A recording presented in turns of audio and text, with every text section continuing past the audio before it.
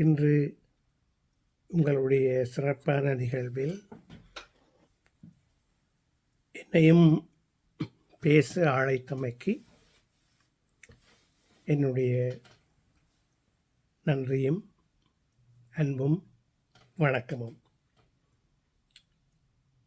குறிப்பாக உமாகாந்தி அவர்கள்தான் இந்த அழைப்பை என்னிடம் விடுத்தார்.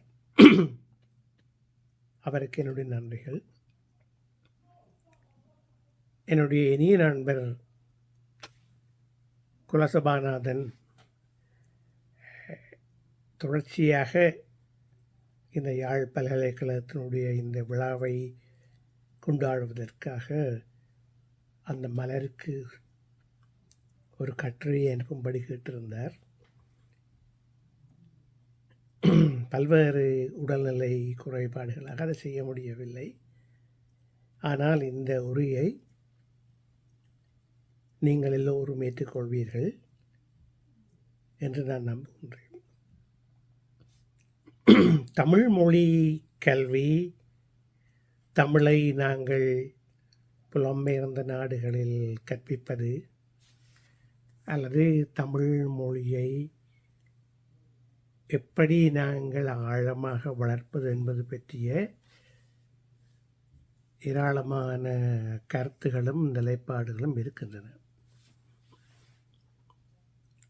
நான் முதலிலேயே சொல்லிவிட வேண்டும், நான் ஒரு தமிழ் ஆசிரியர் அல்ல, நான் ஒரு தமிழ் கவிஞர்.